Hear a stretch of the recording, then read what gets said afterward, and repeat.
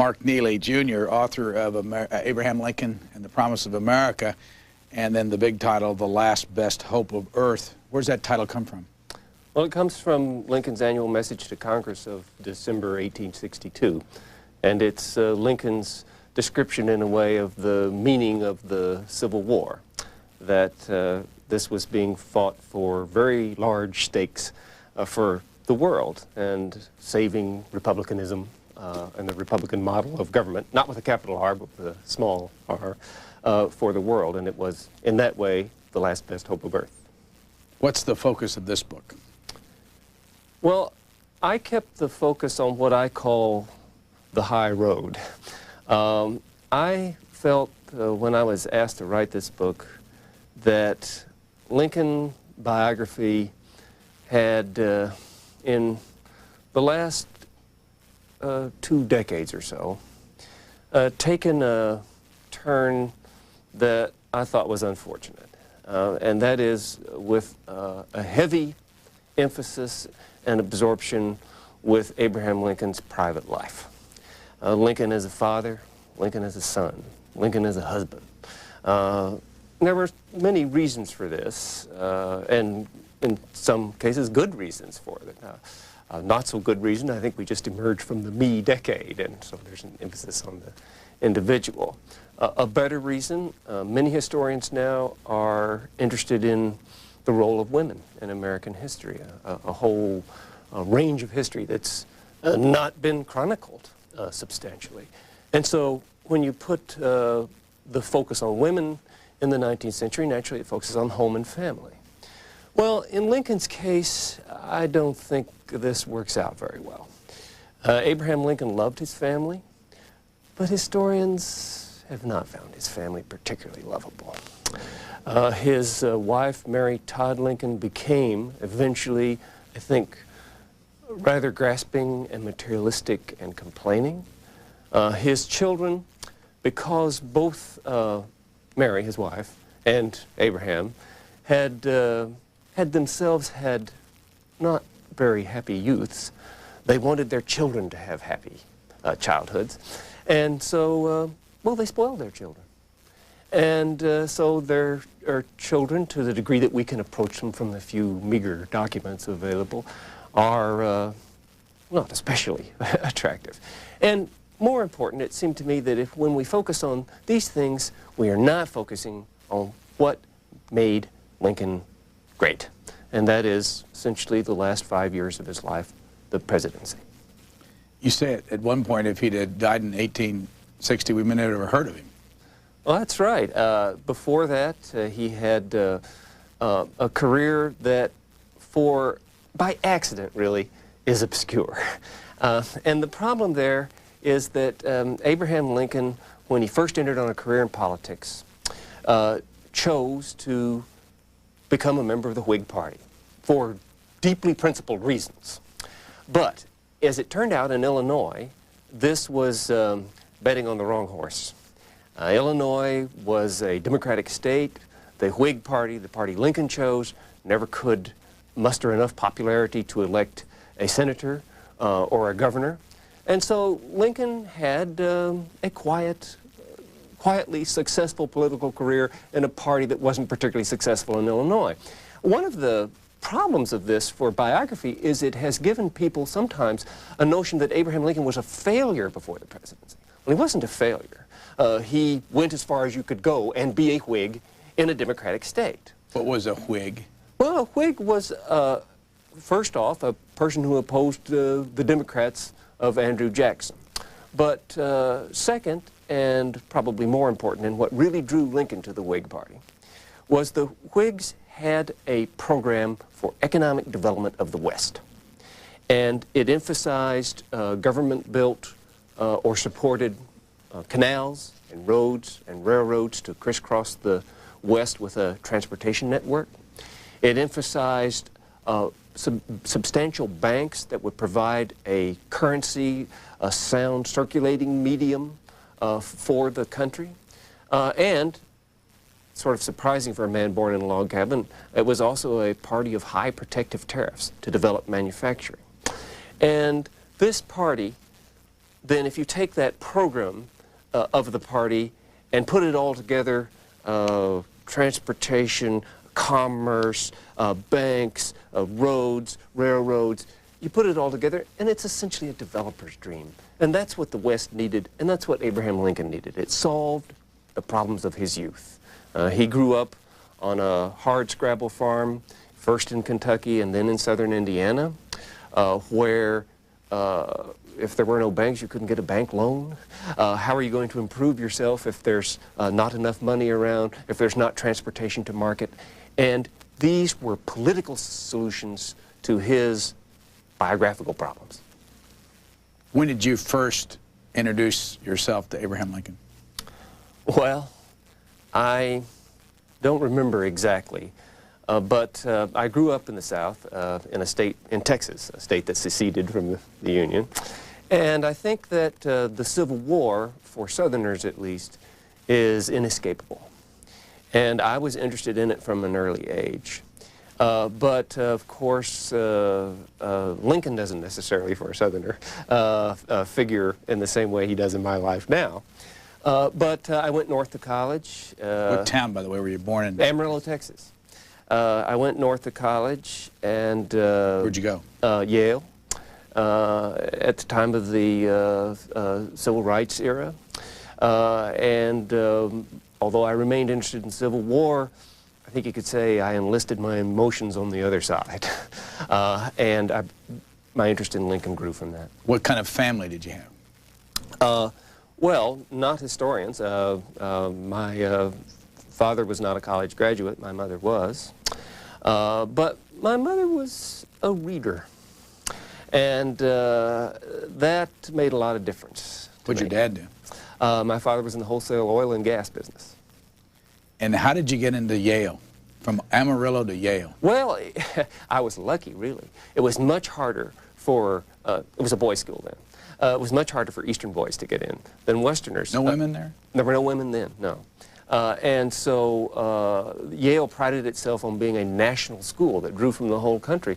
And so they had essentially favoritism for people from the West in order, they could fill the whole school up with Easterners if they wanted to, but they didn't, and so it helped me get in, I'm sure. What year did you go there? I graduated in 1966. I went in 62. What course of study? I was an American Studies major, which was a sort of combination of American literature and American history. PhD? I stayed at Yale and got a PhD in history then afterwards. Master's in the middle of that, or just jumped to PhD? Just went right straight. But can you remember the first time you said, I really want to get into this Lincoln stuff? Oh, yes. It was occupational. After I left graduate school, I taught for a year. I taught at Iowa State University in Ames.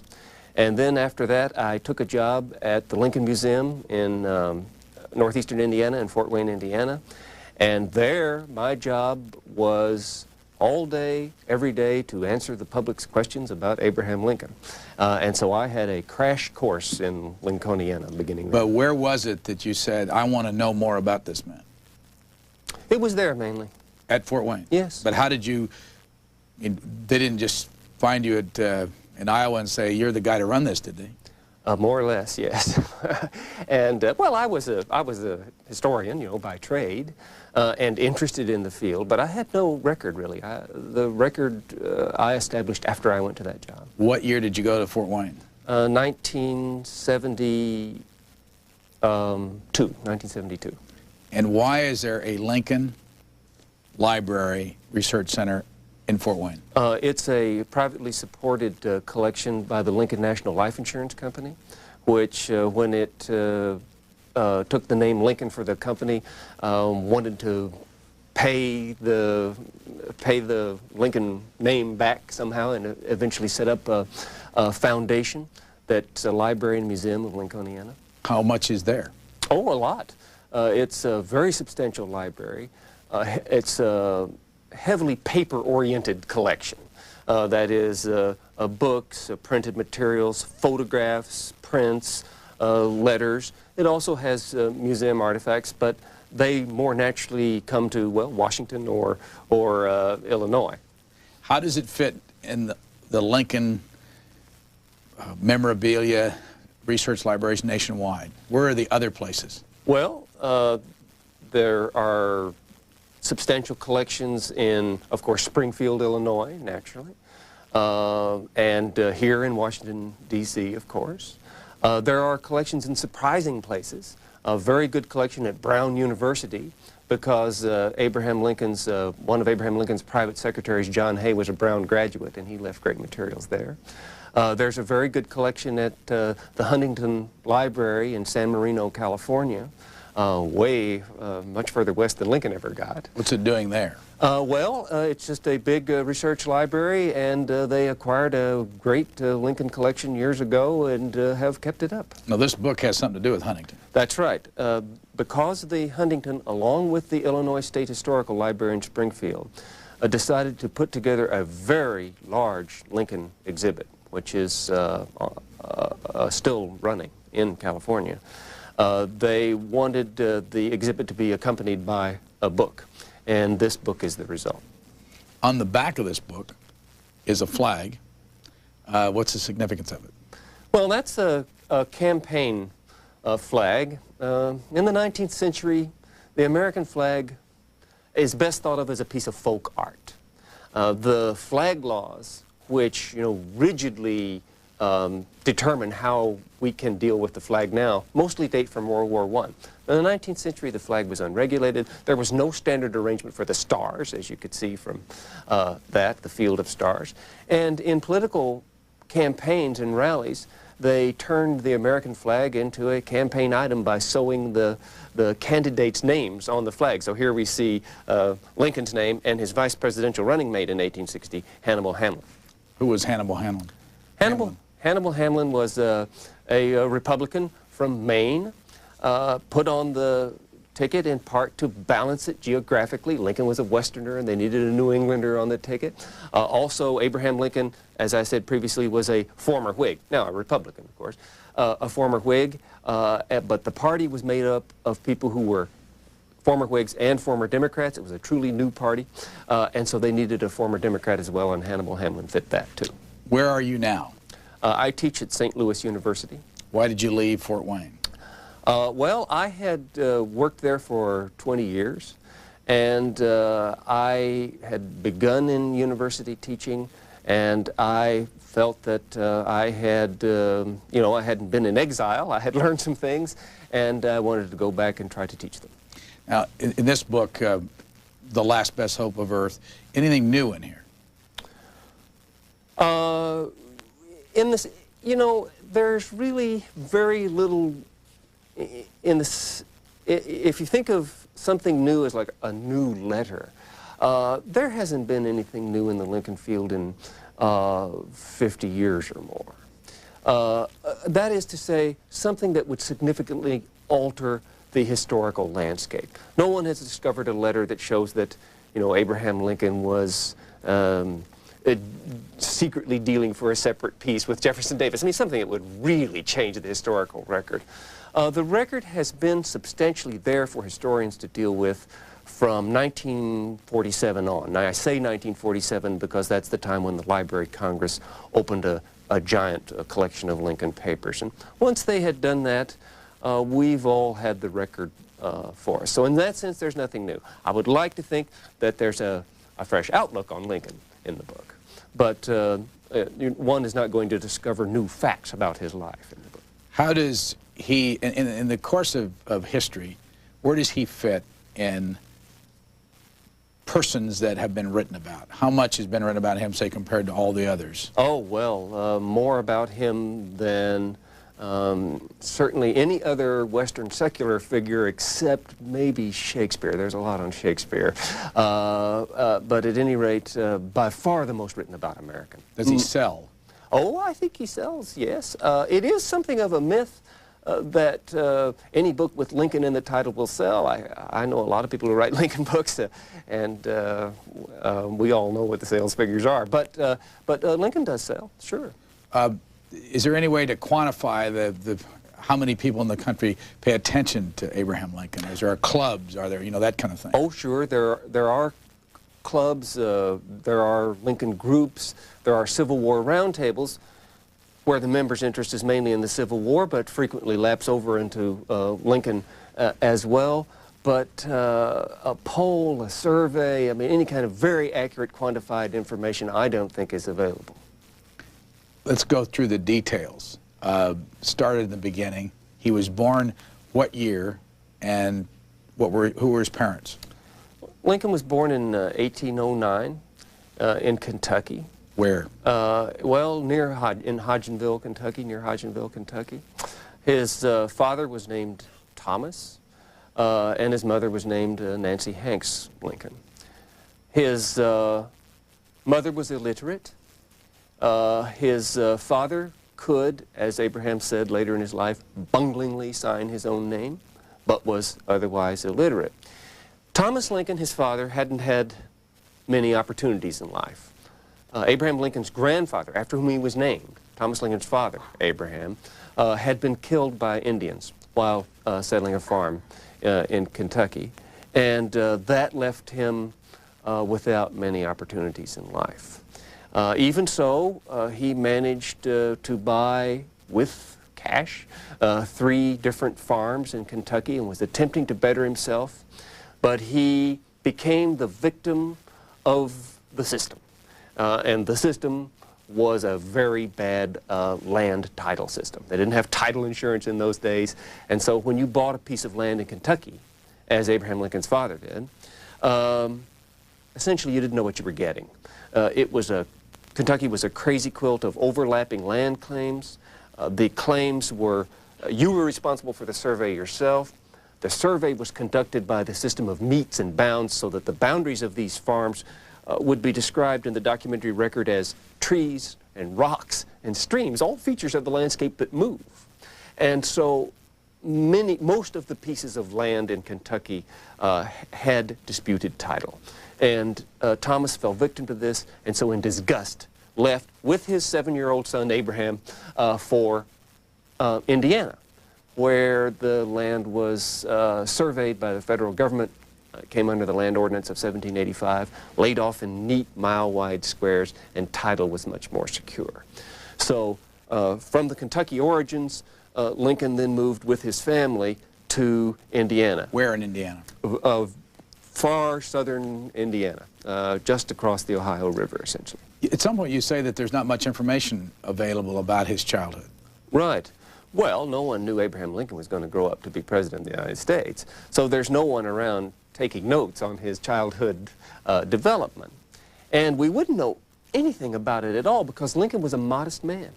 And he didn't write an autobiography. He didn't keep a diary. He was a genuinely modest man, in fact, a little secretive, in fact, about his past. But we do know something about those early years because once he became famous, after his assassination, his former law partner, William Herndon, conducted what we would call an oral history. He went and interviewed either in person or by letter old settlers in Indiana and Illinois who had known Lincoln when he was a youth. And those reminiscences tell us what we know about the early years of Lincoln's life substantially. They are fraught with great difficulties in use. As you can imagine, if someone came to interview you and you'd grown up with Abraham Lincoln, and someone asked you and said, "Did you know Abraham Lincoln?" You'd say, "Sure, taught him everything he knew." I mean, they tend to exaggerate the person's role in Lincoln's life, and they're not altogether trustworthy, but they tell us something. How long did he live in Indiana? 14 years. Left the state when he was 21. When did his mother die? Well, his mother died when he was 9 years old, and within a year his father remarried a widow named Sarah Bush Johnston Lincoln. And she proved to be a wonderful mother. No one, in fact, that I know of, in the many books written on Lincoln, no one ever says an unkind word about Sarah Bush Johnston. She was a wonderful mother. How many brothers and sisters did he have?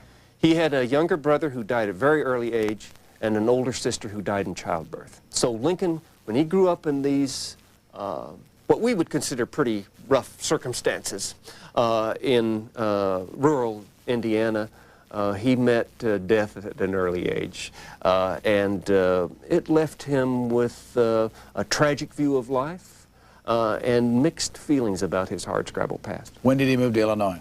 In 1830. He was how old? 21. Where did they move to?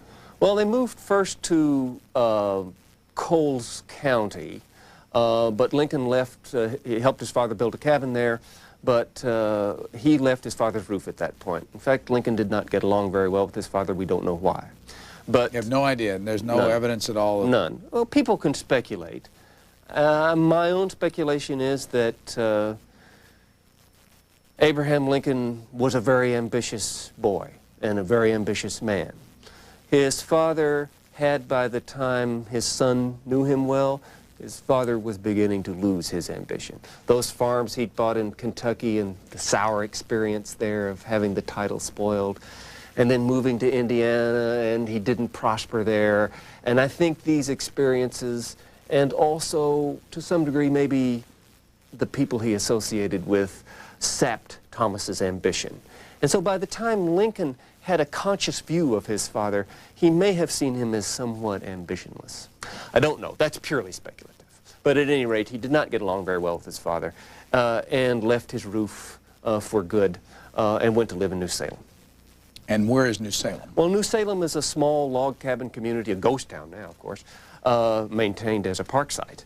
But it was a small log cabin community near what is near Springfield, Illinois. How did he become a lawyer? It's interesting that Lincoln became a politician before he became anything else. He opted on a political career. He ran for public office when he was 23 years old in a new state. He lost the first time, but the second time he won. And What did he run for? He ran, for the state legislature, lower house of the state legislature. And when he went to the state legislature, there he met people with bigger horizons than New Salem.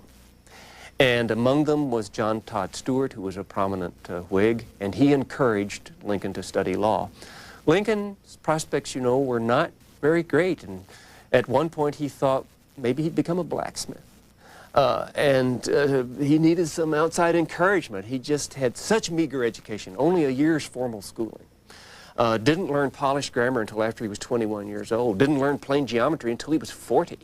And so he thought his educational background was too limited to become a lawyer, and it took some encouragement from somebody else. But Stewart encouraged him, and Lincoln started reading on his own, and by 1836 he could become a lawyer. So in 1832, if my figures are right here, he's 23 years old. He ran for the Illinois House. Yes. When was he first elected? In 1834. So that would have made him 25. Mm-hmm. And he was a Whig at that point. And so we're up to 1835. Trying to put it in context, he lived at 1865. Mm-hmm. How many times did he serve in the Illinois legislature? He served 4 terms in the Illinois legislature. Then there was a brief period in which he doesn't hold public office, but he's basically angling to get to be congressman from his district. Then in 1846, he's elected to the United States Congress. He serves 1 term in that Congress from 1847 to 1849, the only national office he held before becoming president. One of the interesting things you point out in the book, and I just never had seen this before, is that in those days, elections weren't held across the country at the same time. Oh, yes. And that's, how long did that go on in our history? well, until after the Civil War, until after Lincoln's era. And it's very important. I think one of the things I wanted to get across in this book, I wanted to try to recapture, since politics were so important to Lincoln, I wanted to get across to the reader, if I could, the very different nature of the political system in Lincoln's time. And one of the keys to it is that the elections weren't standardized in timing. Now, we know today, for example, that one of the major differences between the United States and, say, the governments of Western Europe now, the parliamentary systems that are popular there, is that we have our elections by the clock. The elections come every 4 years, the presidential election, whether we want one or not. And then there are the off-year congressional elections. But on parliamentary systems, if the government becomes unpopular and loses a vote of confidence, they hold the election then. So in a sense, they hold elections when they need them, We don't. We hold elections when they're constitutionally stipulated. Well, the trick is, for Lincoln's era, those times were not nearly so standardized. Only the presidential election came every 4 years. The states held their state elections whenever they wanted to. The result was that somewhere in the United States, at almost any time, there was an election going on. When Abraham Lincoln was president, just to focus on that, the Civil War lasted 48 months, and in 24 of those months, there was a major election in the United States. Well, what's the result of that? Well, it meant that not only the politicians, but the people as well were constantly preoccupied, excited, agitated, interested in politics. And if you want some proof of that, a perfect proof is voter turnout. We are not content, certainly, but we are used these days to seeing in a presidential election a voter turnout that barely exceeds 50% of the eligible electorate. Lincoln, when he's elected in 1860, the voter turnout in the North is over 80% of eligible voters. And this in an era when the electoral districts were very large. It might take a day's buggy ride into the polling place, a day in and out. So it took some sacrifice to vote, but people did in large numbers, and partly because the political system was very exciting. 4 times he served in the Illinois State Legislature, the House. 1 term in the U.S. House. Right. He got out in 48, would that be? 49. 49. What did he do between 1849 and 1858 when he ran for the Senate? Well, he maintained an interest in politics, though not a particularly active political career in that time. He mostly devoted himself to his law practice. Immediately after leaving Congress in 1849, he sought an appointive office from the Taylor administration, the presidency of Zachary Taylor. He thought he deserved it because he'd worked very hard for Taylor's election, but he didn't get it. It disappointed him.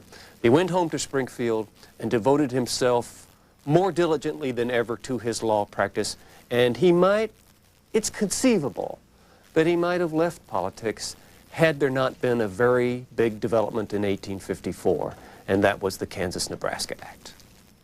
In Springfield, Illinois, you have this house. When did he first move into it? He moved into the house in, I can't remember exactly. It's early in the 1850s, I think. No, he adds to it in the 1850s. He moves into the house in the 1840s. I can't remember the exact date. When did he marry? He married in November 1842. Who did he marry? He married Mary Todd Lincoln, also a Kentuckian, but who came from a much more privileged background.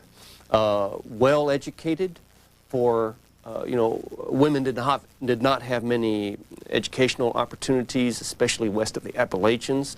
She had been to finishing school. She spoke French fluently. She had an extraordinary interest in politics for a woman in the era. And she was, for Abraham Lincoln, quite a catch. How did he meet her?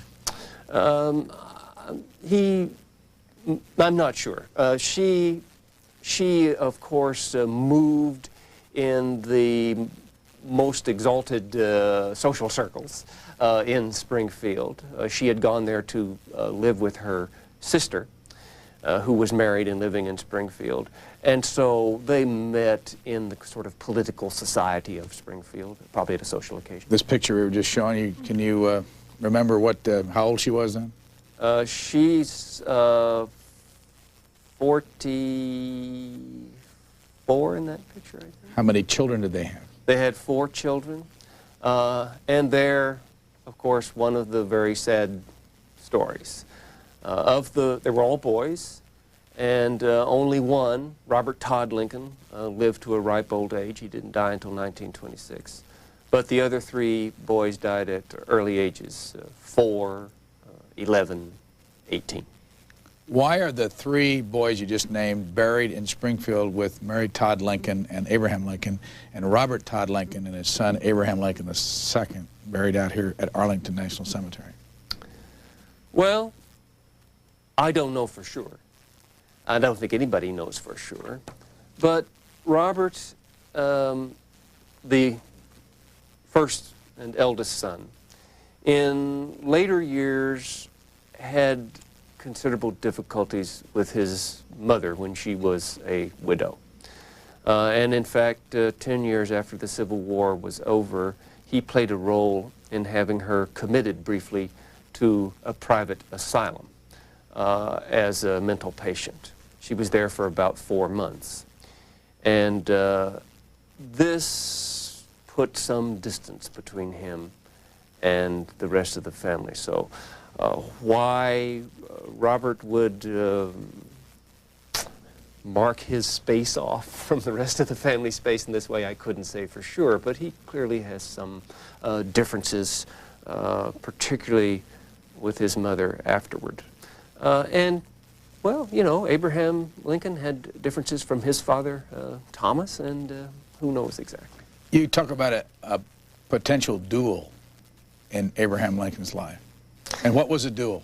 Well, this typically in 19th century America, people got so excited about politics that by the time elections rolled around, there were often scuffles in the streets, canings of newspaper editors who had printed some calumny about a politician, and so a little violence at the polls sometimes. And so when the political campaigns got very heated and bad words were spoken, sometimes a politician would challenge another politician to a duel. Lincoln was challenged to a duel by a Democratic politician named James Shields, and it's a very interesting event in Lincoln's life. Lincoln avoided fighting the duel. That tells you something about him that's important, and that is that he was to some degree a little exempt from the rougher standards of masculine behavior in 19th century America. He didn't like to hunt. He was not a violent man. Although a good wrestler, he didn't have a vengeful nature, and he wasn't about to fight a duel. So, being the challenged party, it was his privilege, of course, to stipulate the weapons. So Lincoln stipulated that they would fight with large cavalry broadswords.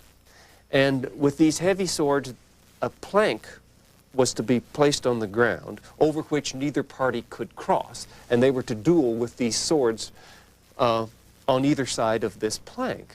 Well, the trick here is that Abraham Lincoln was 6 feet 4 inches tall and had a very long reach, and Shields was rather shorter, and so it was a completely unfair contest and ridiculous.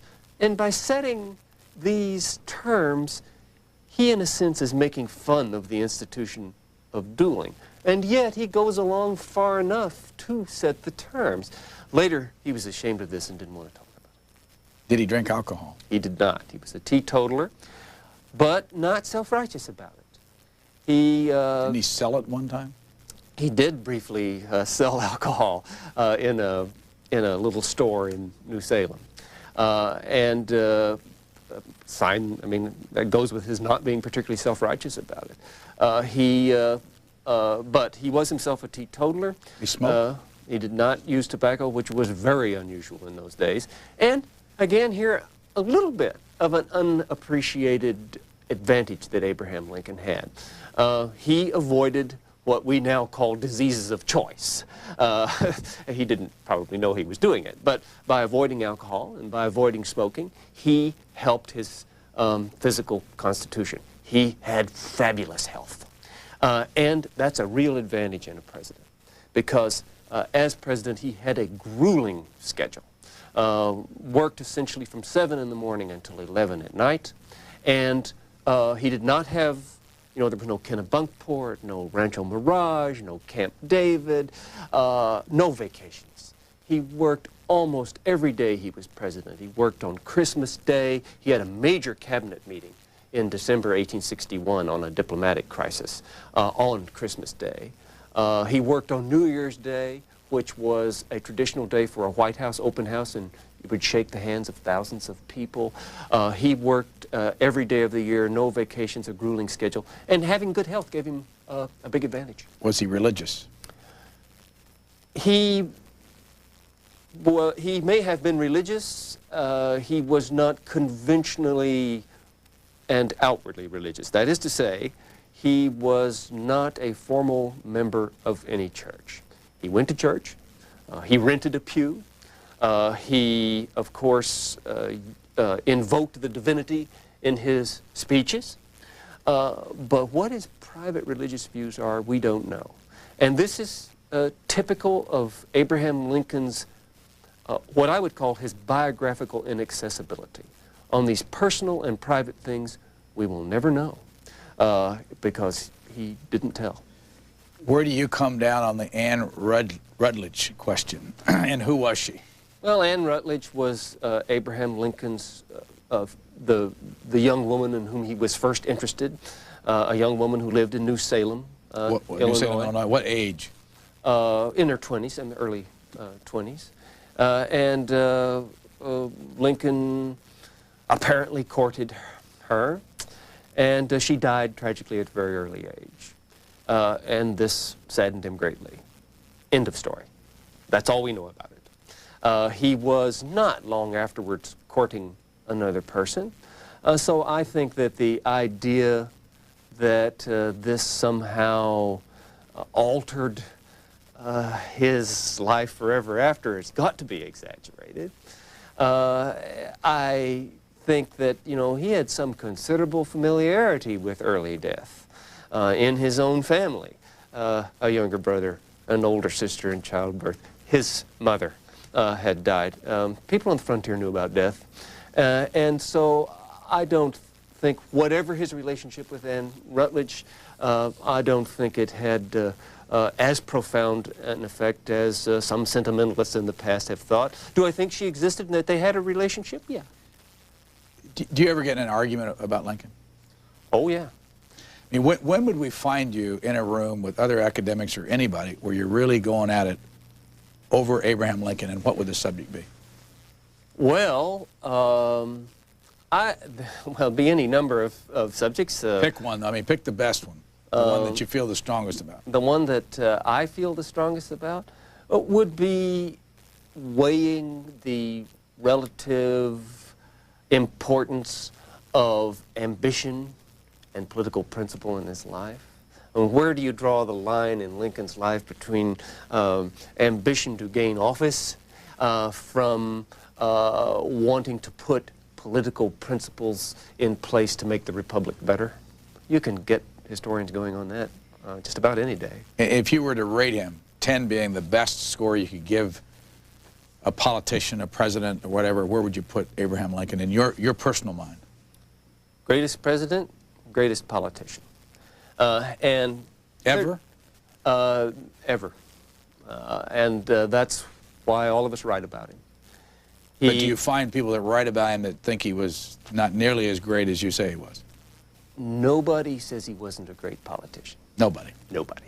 Even his enemies say he was a great politician. Does he have an enemy in the academic world? Not many, no. But he what would Frederick Douglass say about him if he were here? Well, Frederick Douglass, the great black abolitionist of Lincoln's day, of course, knew Lincoln personally. And after Lincoln's death, he gave what I think is the greatest single speech on Lincoln ever given at the dedication of a Freedmen's Monument to the Emancipator. It's over here in Washington. Yes. Lincoln Park. And so Douglass stood there on this solemn occasion, and I can't imagine what it was like. But he certainly didn't do what people expected. Here was a monument built with the pennies raised from freed slaves to substantial degree. And Frederick Douglass gives the dedication speech and says, "We were only Lincoln's stepchildren." The white people in America were his children. We, the black people, were only his stepchildren. And what he did as president, he considered the Union first and my race second. And yet, what he said about Lincoln personally, he knew Lincoln personally, was quite different. When he dealt with him personally, he had no sense that Lincoln was conscious of his race at all, that he treated him like any other man. And he clearly liked and admired him. But he saw the Lincoln administration from the slave's perspective, and he would like to have seen him move faster. But you could not find anywhere in literature somebody that just said, this guy isn't anything close to what you all think he was. Oh, you could, certainly, angry Southerners after the war.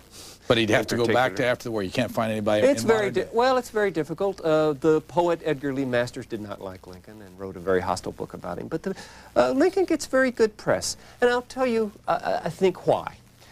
He was a wartime president and had many bitter critics.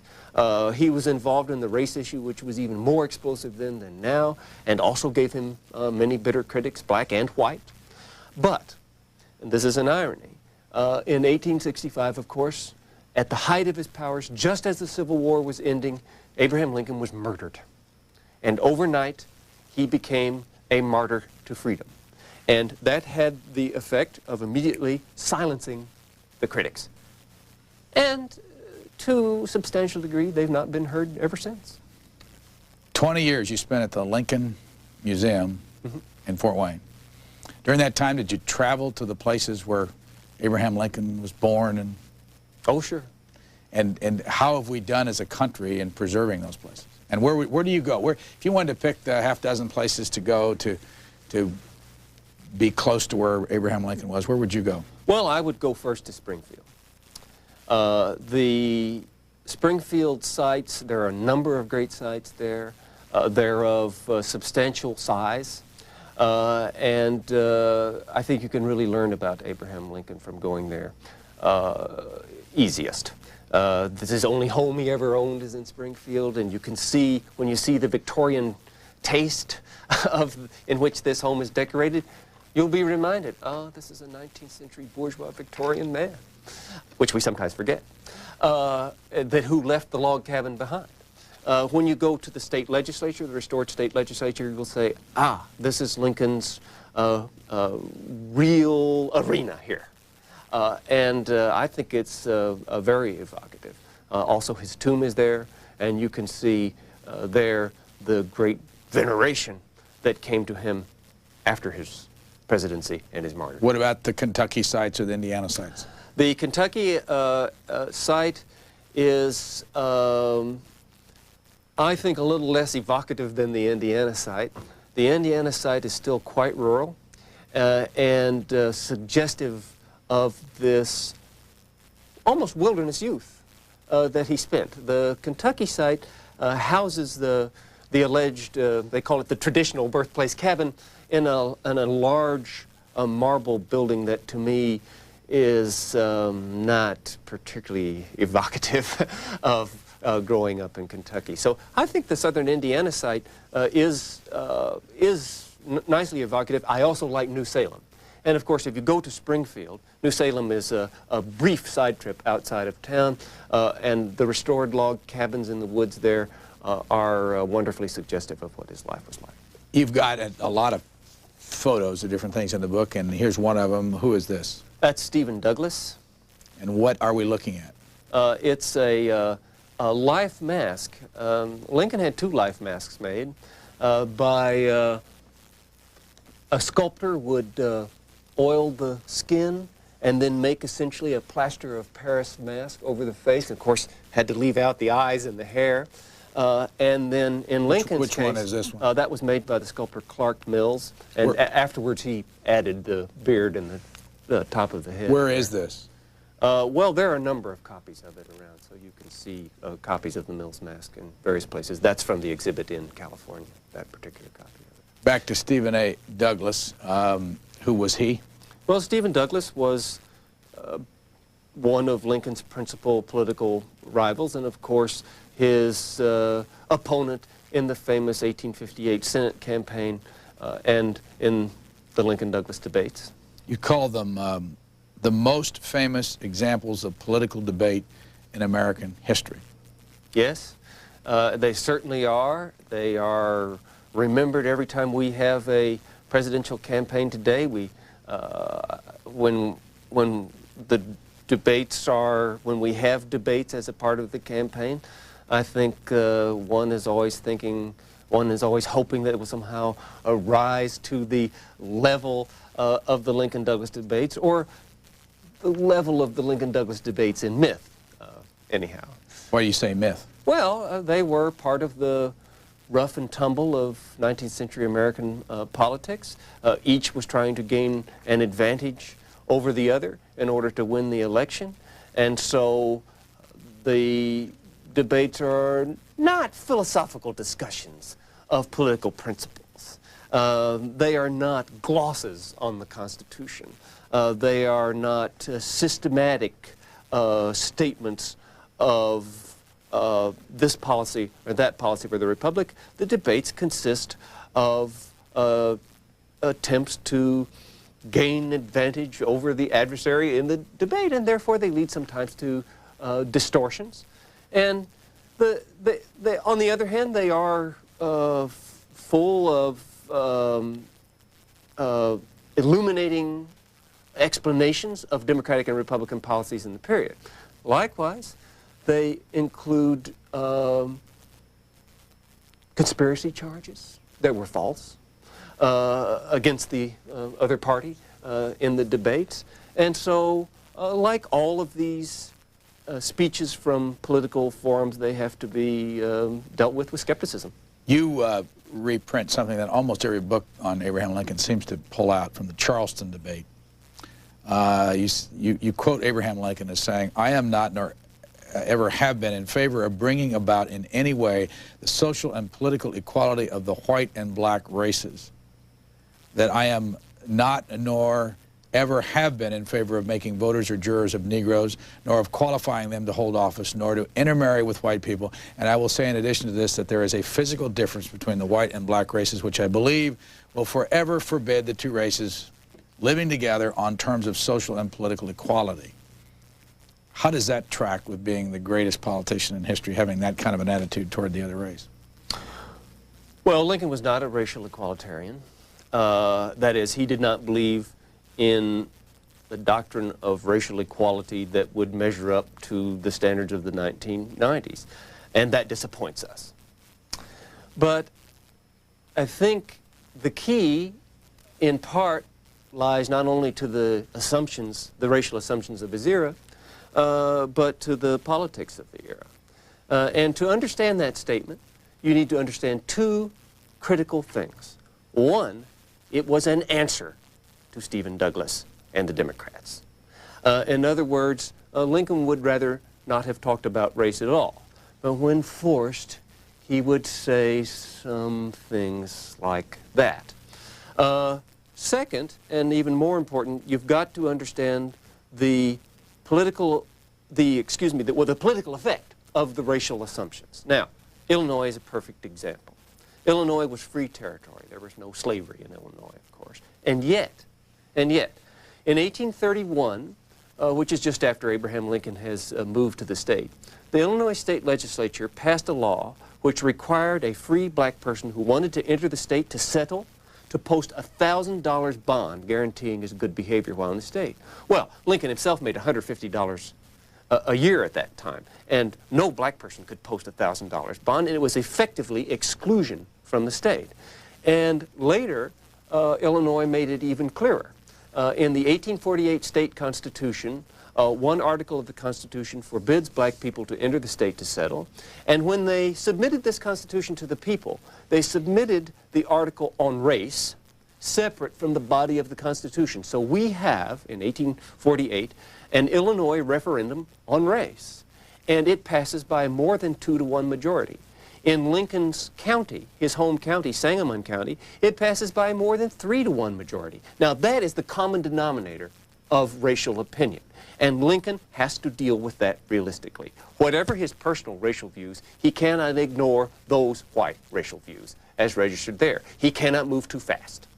And it explains many of the things that disappoint us today for example, the quotation you just read, it explains to some degree what disappointed Frederick Douglass about Lincoln, that he didn't move a little faster towards emancipation. What about his endorsement of the idea of colonization, shipping Negroes back to Africa?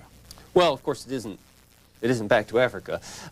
They were all Americans. But what do you want to do? Well, actually, the whole scheme of colonization was completely impractical. Africa was out of the question. It was too far away and too expensive. So by the 1850s, the people who are interested in colonization, and this would be voluntary movement to Latin American countries is what they were thinking about. And even so, it was much too expensive to export even the natural increase of population, let alone the bulk of the slave population. Now, Lincoln's interest in this is problematic. There's no doubt about it. Colonization is what we would say today a profoundly racist idea. The idea behind colonization, and I think you have to face it squarely, is this: if that America cannot be a biracial country. If black people are going to be free, they cannot be in America. And Lincoln is interested in this idea from at least the early 1850s until 1862. After that, he never mentions, after he announces the Emancipation Proclamation, he never mentions colonization in public again. And after 1864, he's dropped the idea. And here, the key idea is that Abraham Lincoln changed his mind about things. He grew. And on this score, what did he... I like to test politicians not by what they say, but by what they do. And what did he do that guaranteed a biracial future for America? Well, in 1863, he accepted black people into the Union armies. And everybody knew that you could not ask a man to fight for his country and then say, oh, I'm sorry, this isn't your country any longer. That was a step that guaranteed America's biracial future, and Lincoln did it. And so he just changed between 1858 and 1863. Is this your first book? No, it's not. Are there other Abraham Lincoln books? Yes, yes. What were the subjects? Well, the first book I wrote about Lincoln was called the Abraham Lincoln Encyclopedia, and had several hundred entries on Lincoln, you know, Emancipation Proclamation, Gettysburg Address, and those things, and brief articles on it. Then I have written a book about Mary Todd Lincoln's insanity trial with a co-author, Gerald McMurtry, who's now deceased. I have written with Harold Holzer, who's one of your previous guests here. Harold Holzer and Gabor Bort and I have collaborated on books about popular lithographs of Lincoln. Most recently, I wrote a book called The Fate of Liberty, Abraham Lincoln and Civil Liberties, which is about civil liberties in the North during the Civil War. By the way, where do you come down on the photograph and whether or not Harold Holzer's article about I don't know, you had a photograph out in Fort Wayne, it was 1937? I mean, 1837, was that or he was 37 years old was the first? Yes, you're right. He's 37 years old. 37 be a little, they don't have the daguerreotypes quite yet. But you had the photograph, was that the original photograph you had in Fort Wayne? No, the earliest photograph is here in Washington. It's a daguerreotype. There is a large photographic collection in Fort Wayne, but we don't have any photographs, didn't have any photographs there until 1857 was the earliest version there. Now, where do you come down on Harold Holzer's article and the theory of the new photograph? I haven't seen the photograph, and I wouldn't say without seeing it in person. You were at Fort Wayne at the Lincoln Library. At the Lincoln Research Center, what did you call it? Museum or? The Lincoln Museum, it's okay. called. What is there that people can see that they can't see anywhere else? Well, there are, of course, any manuscript. There's only one copy of, so any manuscript that these institutions I mean, have. what was your favorite thing? Oh, my favorite thing? This shows you my taste in Lincolniana, I guess. My favorite thing was the letter that Abraham Lincoln wrote to General Sherman, General William T. Sherman, during the Civil War. Sherman was busy. He was getting ready he had just captured Atlanta and was getting ready to march to the sea. But it was a presidential election year, 1864, and in those days they didn't have absentee voting. And so in many of the states, the soldiers, who were many of them eligible to vote,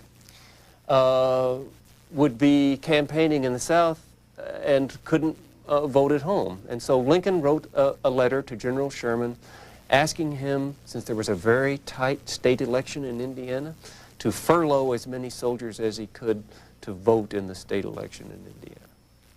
And he said it wasn't an order. Lincoln was commander-in-chief, but he didn't order him to do it. But he said, you know, it's important to the Army that the Republicans win this election. Well, Sherman didn't like politicians.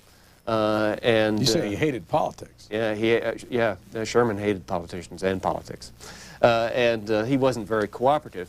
But it's wonderfully illuminating about Abraham Lincoln's abilities and character. Here, he always took the high road, but he never neglected the low road. He knew all the tricks of the trade. And when he needed them, he would use them. And so this is an advantage, of course, that the president has over the opposition party. That is, he could suggest to the generals that they furlough soldiers to vote. The book is called The Last Best Hope of Earth. Mark Neely, Jr. is the author. He's at the University of St. Louis. And we thank you very much for joining us. Thank you.